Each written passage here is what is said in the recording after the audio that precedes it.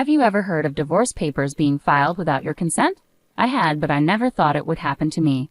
I was relieved I divorced someone with no money and sick, until I received such an email while hospitalized from the stress of my husband's infidelity.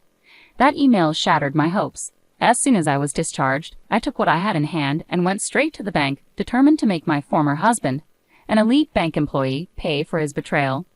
My name is Courtney, a handmade artist. I was married to Tom for 6 years. We met as colleagues at the bank and were happy together, but things changed in the last 6 months. Tom started coming home late and became glued to his phone. He used to talk inside the house, but then he began going out to his car for calls. Suspecting an affair, I hired a detective agency after much deliberation. It cost some money, but I thought it was worth it for peace of mind. A month after hiring the agency, I found out about Tom's affair. His lover was Michelle, a teller at the same bank. The report included photos of them entering a hotel, kissing on the street, and enjoying meals together. Despite the evidence, I couldn't give up on Tom. I believed his affair was a moment of folly and that he would return to me. I changed my hairstyle, put on makeup, cooked with more effort, and always smiled, but all my efforts went unnoticed. Tom stopped touching his food, which increased my stress. I had resolved not to confront him, but seeing him happily leave the house on the phone every day made it impossible to hold back. You seem busy lately, getting a lot of calls. Is work so demanding that you need to handle it even after you come home? Yeah, he replied. You quit the bank to marry me after working there for about 2 years, right? You might not understand, but it's a busy season now. It's easy for you, isn't it? No busy season, no earnings, just a leisurely life as a handmade artist. Tom laughed in a way that mocked me. The Tom I knew would never have said such things about my work or laughed at me like that. He used to praise my pieces and support me through late-night work sessions. You don't have to say it like that. I might not be as busy as you, but I take my work seriously. I'm not living leisurely at all. I don't know how much you're earning, but it's definitely less than me, right? I'm paying half of everything, rent, utilities, living expenses, so you can live. It's tough being a woman with no earning power. You wouldn't survive if I divorced you. What kind of thing is that to say? I make enough to cover my share, but that's not the point right now. Do you want to divorce me? Unable to control myself after hearing the word divorce from Tom, I started crying uncontrollably. Tom sighed, annoyed, and left the living room, telling me not to cry over every little thing. Tom's attitude towards me grew colder. The next day, he completely ignored me, not even meeting my gaze. Despite the situation, I kept wondering how we could return to being the happy couple we once were. The immense stress led to sleepless nights and spontaneous tears. Unable to bear it alone, I met with my high school friend Sophia for advice. Sophia, still single, was a successful career woman. Tearfully, I shared my feelings with her, feelings I couldn't share with anyone else. Tom is completely infatuated with Michelle. He comes home later and later. I don't know what to do anymore. Do you still love your husband, Courtney? Do you want to get back to how things were before? Sophia asked. I honestly expressed my feelings. It's stupid, but I still love him. I don't want to give up, but everything is so hard. Just then, I started coughing violently and bent over. I've had asthma since before, and it had worsened due to the stress from my relationship with Tom. I took out my inhaler, but I was coughing so much that I couldn't inhale at all. The relentless coughing made me suffer unbearably. Unable to remain seated, I collapsed onto the floor. Courtney, are you okay? Please, someone call an ambulance. Sophia called out desperately, but I couldn't respond and lost consciousness. When I woke up, I was in a hospital bed. Courtney, thank goodness you're awake. Are you okay? Can you understand me? When I looked toward the voice, I saw Sophia with tears in her eyes. Attempting to speak cautiously, I managed to utter, thanks, despite coughing. Sophia nodded while crying and immediately pressed the nurse call button. The attending doctor arrived and explained that due to the severity of my asthma symptoms, I would need to be hospitalized for about a week. With nothing prepared for a sudden hospitalization, Sophia bought me a hospital admission set from the shop and filled out the necessary paperwork. I tried to inform my husband about my hospitalization, but couldn't reach him. Sophia tried calling Tom's cell phone, but he didn't answer. Considering contacting my workplace, I hesitated, fearing their reaction. Eventually, Sophia helped me draft an email, which she sent on my behalf. Sophia stayed until the end of visiting hours and then left. I drifted in and out of sleep due to the medication, constantly checking for any messages from Tom. The first message from him came at 1:00 a.m. If you're hospitalized, there's nothing I can do. I'm busy with work, so I won't visit you. Upon reading that email, I felt truly sad, hurt, and miserable. It wasn't just that Tom said he couldn't come because he was busy, but that he wouldn't come at all. This made it clear to me that he no longer had any love for me. I thought I shouldn't cry, but tears came uncontrollably. I didn't reply to the email and just cried until morning. 2 days passed. Tom didn't visit, but Sophia diligently showed up after work. "That's great. You look a bit better. Are you able to eat? I brought your favorite novel." Sophia's lively visits and smiles saved me. I can't thank her enough. "Thank you, Sophia. I'm feeling quite good today. My cough has settled down a lot." The doctor said he might discharge me in about 2 more days. Sophia was really happy and started planning for us to go out and eat something healthy after my discharge. As Sophia and I were discussing where to go, I received an email notification. The subject line read, "Glad I divorced a broke, sick person." Reading the email from Tom over and over, I couldn't understand its meaning and just froze with my phone in hand, my heart racing and my mind in turmoil. "You don't earn much, do you? Falling sick without doing any serious work. Don't make me laugh. Wife lottery, a big failure. So I filed for divorce. Take care." Seeing the follow-up email, I laughed unconsciously. It felt like a farce, getting divorced by Tom while hospitalized for asthma. Tears came along with the laughter, and I found myself crying and laughing at the same time. Seeing me like that, Sophia shook my shoulders in a panic. "Courtney, what happened? Are you okay?" I handed my phone to Sophia, showing her the emails from Tom. As she read the messages, Sophia's face turned red with anger. "Look, Courtney, I know you love your husband, and I didn't want to say anything, but maybe it's time to let go." I understood what Sophia meant. Even though she started crying from the emotion, she managed to put her words together. "Just divorce him, Courtney. You need to take care of yourself, no matter how much you love him. Sorry to be blunt, but you can't be happy with such a shitty man." Sophia looked sorry, knowing it was not her place to meddle in marital affairs, but I smiled back at her. "It's okay, really. I knew deep down that it was impossible to continue, but I lacked the courage to divorce. I always looked away, but it's over now. I'll divorce Tom." When Tom brought up divorce, I was afraid of the separation. I still loved Tom and was scared of how others would react to our divorce.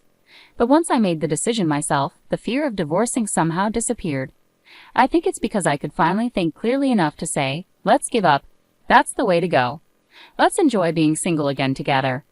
Yeah, I feel so much better. Thank you, Sophia. Having you here, I'm really grateful. "Courtney, you're my precious friend, of course. But wait, how did he manage to file for divorce without your signature?" Sophia's anger flared up again. I explained, "When we got married, we prepared divorce papers just in case. It was silly, but we agreed to try to talk through anything and overcome any crisis as a couple." "Well, that didn't work out, did it?" I could laugh about it, but Sophia didn't seem amused. In disbelief, she said, "I see, so he just pulled those out, filled in his part, and submitted them. It might not be a forgery, but it's still appalling." I was afraid of being divorced by Tom in such a state, so I had hidden them in the room. He probably found them and submitted them. Now I'm actually glad he did it. I couldn't decide to divorce Tom because I still loved him, but now it's different. As Tom's feelings for me have vanished, so have mine for him. I'm not foolish enough to keep loving someone who does this to me. Tom still sent one-sided messages. "You probably don't have any property, and I don't want to give you any of my money, so we're not dividing any assets. The house is in my name, so get out. I'm being kind by giving you until the end of the month. I don't want to bump into you, so I won't return until after the month is over. Make sure you clean the room before you leave." Honestly, at this point, I was in a "what is this guy even thinking" state, and the sheer selfishness made me laugh again. I showed the email to Sophia, laughing. "Look, Sophia, now I've lost the house too. What should I do? Going back to my parents is too far.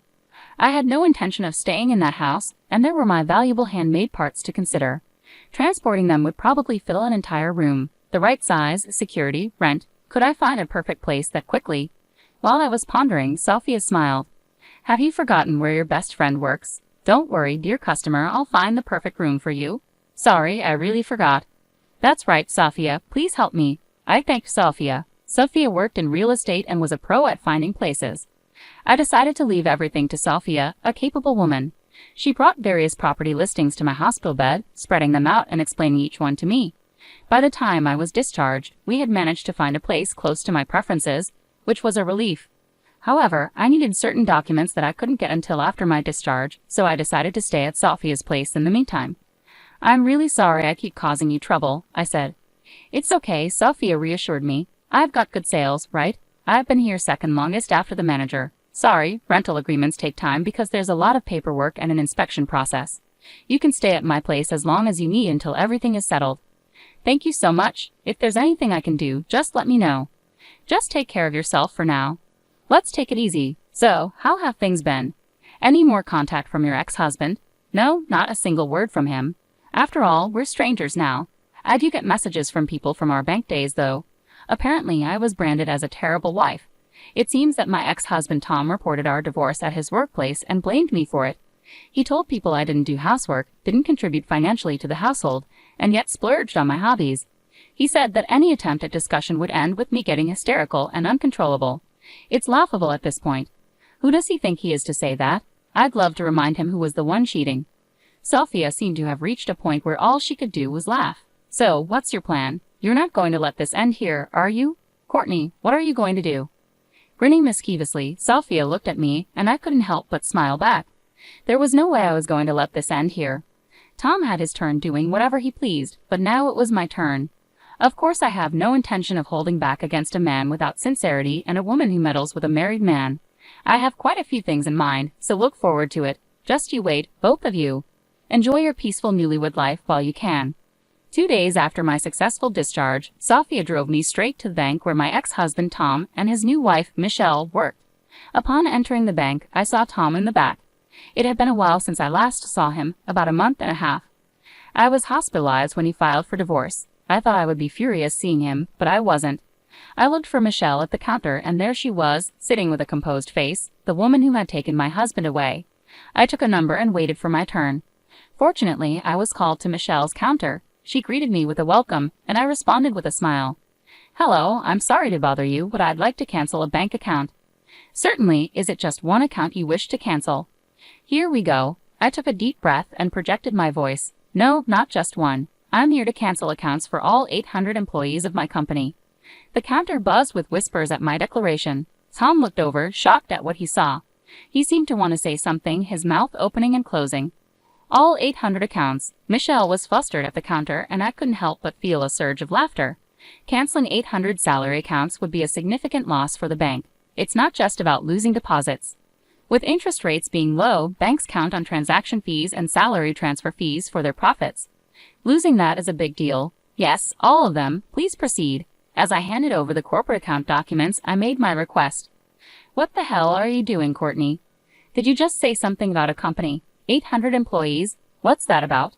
Tom approached the counter, causing a stir among the other customers in the bank. Oh, long time no see. How have you been? I said calmly. What do you mean? It's exactly as I said. I've been a company president even when I was married to you. It's a handmade business, as I'm both an artist and a president. I spoke the truth at the counter. You were president. I didn't know that. You never said anything about that when we were married, did you? No, I didn't. You used to mock me for being a failing handmade artist, right? I earn more than you do. I didn't want to hurt your pride, so I kept it to myself. Michelle, who had no idea who I was, looked at me in shock. She whispered softly, wondering if I was really the person she thought I was. Hello, I'm his ex-wife. Please proceed with the cancellation quickly. Tom and Michelle were frozen, not knowing how to react to the unexpected situation. Then I heard a familiar voice. Miss Courtney, it's been a while. You seem well. There stood Mr. Johnson, my boss before. When I married Tom, he was a strict person, and many of my peers found him difficult. But I liked him. He was as strict with himself as he was with others. When I got married to Tom, Mr. Johnson tearfully wished me happiness. Mr. Johnson, it's been too long. You look well, I said, momentarily forgetting why I was there, happy to see Mr. Johnson. Yes, I'm doing well. Tom told me about the divorce, and I've been worried about you. It seems you've been through a lot. How about we talk in the back room while we wait? Of course. These two and I will be there, I said, glancing at Tom and Michelle. Mr. Johnson's gaze was sharp, likely because of my divorce and Tom's remarriage to Michelle. Their faces, which were red a moment ago, turned pale. They seemed to be having a busy day, changing colors like that. I don't mind at all. I'd love to catch up with you, Mr. Johnson. Great. Let's go to the reception room on the 3rd floor. You two, come along, he said. We headed to the 3rd floor where the customer reception room was located. Mr. Johnson opened the door for us, and we entered and took our seats. It's really been a long time, Mr. Johnson. I feel regret for meeting under these circumstances. I spoke honestly, and Mr. Johnson smiled back. No worries. I was surprised by the situation, but I'm glad to see you're doing well. I was shocked to hear about the divorce from him, and even more so about his quick remarriage. Mr. Johnson glanced at Michelle and continued, "And I don't believe the divorce was your fault, as he claimed." "Wait a minute, Mr. Johnson. Are you implying that we're to blame?" Tom interjected. "Is that not the case? If I'm wrong, I apologize. But you see, I've known Courtney for several years. She was always organized, the most meticulous when it came to cleaning. And if I recall correctly, she used to bring homemade lunches every day, right?" Mr. Johnson's precise recollection of these details made me feel appreciated for my efforts. Not doing housework, not contributing financially to the household, but spending on hobbies and becoming hysterical during discussions. That's what you've been spreading around as the reason for divorce. But Courtney is not like that. Hearing Mr. Johnson defend me so firmly brought tears to my eyes. It felt overwhelming to have someone who understood, but that's the truth. Tom insisted, "You only know her from a work perspective, and you might suspect we had an inappropriate relationship, but that's not true." "Yes, that's right. I never cheated," Michelle added. I just couldn't stand seeing Tom so down after his divorce, and while I was cheering him up, he proposed. Michelle said, tears streaming down her face like a tragic heroine. Their blatant lies in front of Mr. Johnson were infuriating. Ridiculous. I was the one who was hurt. I took a document about the thickness of a notebook from my bag. "Would you like to see this, Mr. Johnson? You two can look as well." "Oh, but perhaps there's no need. You're probably well aware of what's in it." I handed over the investigation report from the detective agency to Mr. Johnson. He took it, smoothly dodging Michelle's attempt to grab it with a scream. "Sit down and be quiet," Mr. Johnson commanded sternly. Michelle shrieked and clung to Tom. "What is this? You said your wife was too stupid to notice anything." "This is not what you told me," Michelle exclaimed. "It's not like that. She really is stupid. I never thought she would do something like this," Tom stammered. "Calling people stupid too much, aren't you?" I was about to retort when Mr. Johnson's furious shout exploded. "The idiots here are you two. Cheating on your wife, Tom, and you, Michelle, getting involved with a married man and playing the victim. You two are the offenders and Courtney is the victim." "Thank you for saying everything I wanted to say. It feels refreshing. But may I add something?" "Of course, say it. I won't stop you," Mr. Johnson replied, his strong support empowering me. He nodded at me vigorously and began reading the report with intense focus, his frown deepening. "You called me stupid, but do you think a stupid person can run a company? It turns out you were the one with the lesser income. How much was your salary again?" $100,000. That's plenty." Tom was so proud of his $100,000 salary, which seemed hilarious to me. Michelle nodded along, seemingly proud as well. "Is that so? Well, it's not bad, but mine is $400,000. I have 800 employees, and it's only our 4th year in business." "The handmade business you look down on. I started a company with my friends. $400,000. $400,000. Tom and Michelle's faces were priceless. The information that the person they underestimated was actually a company president earning $400,000 was too much for them. "Yes, business is booming, so we're planning to hire more staff. I thought it would be beneficial to have our employee accounts with your bank, but there's no need to be considerate anymore. So I'm canceling them all." "Wait, just wait a minute. If you cancel, the bank's deposits will decrease. Having salary accounts means potential for housing mortgages and such. It's a big loss for the bank if you cancel," Tom stammered, seemingly forgetting that I used to be a bank employee and that this was basic knowledge for anyone in the field. "Yes, I'm aware. It's basic knowledge for a bank employee, isn't it? Are you underestimating me? Why should I be considerate of an ex-husband who cheated and filed for divorce while his wife was hospitalized with asthma? And these two seem to forget something crucial. I made sure to remind them, and you had an affair within the bank. Do you really think you can continue on the elite path as if nothing happened? You too, Michelle?" By the time I looked at Michelle, she had already started crying. Tom, looking down in frustration, suddenly prostrated himself. "Please, I'm sorry. Forgive me. It was just a fling, you understand, right? She came on to me strongly, and well, I just went along with it." Michelle screamed at Tom's words. "What do you mean by that? Am I the one to blame? You're the one who said there was no love left for your wife, that things weren't working out." Michelle clung to and shook Tom. The drama unfolding before me was so cheap that I couldn't help but laugh. Ridiculous. Utterly ridiculous. Are you kidding me? What value does such a prostration hold, especially when you have no value to begin with? Mr. Johnson took over, his voice dripping with disdain. "Exactly. Having seen incontrovertible evidence, I'll make sure you are punished accordingly. Your affair has led to the bank suffering the disadvantage of a mass account cancellation. You seem well aware of the disadvantages of account cancellations, so I assume you have no objections to the punishment. As Mr. Johnson posed the question, Tom could only hang his head low while Michelle cried out loud, "I wish they would stop playing the victims until the very end." Leaving their fate in Mr. Johnson's hands, I left the room. By the time our conversation ended, the account cancellations had been completed, and I left the bank feeling refreshed. Later, Mr. Johnson informed me that both had been dismissed for their misconduct. Their affair had resulted in a significant loss of accounts for the bank, which was deemed to have a substantial negative impact. Unemployed, the two struggled to find work, unable to pay their apartment's mortgage, and were turned down when asking friends for money. Interestingly, Tom kept sending me messages and emails begging for reconciliation after divorcing Michelle, all of which I ignored. The laughably pathetic emails were forwarded to Sophia, and we enjoyed a good laugh. I also filed for compensation through a lawyer. Tom had the audacity to claim that since I started my company after our marriage, its assets should be divided between us. Unfortunately for him, the assets in the company's name are exempt from division. I thought divorce would be difficult, but working hard post-divorce has made me realize how happy I am. I even wish I had divorced sooner. Humans are strange creatures. With plenty of money to spend freely and no grievances, I've decided to live my life valuing myself more from now on.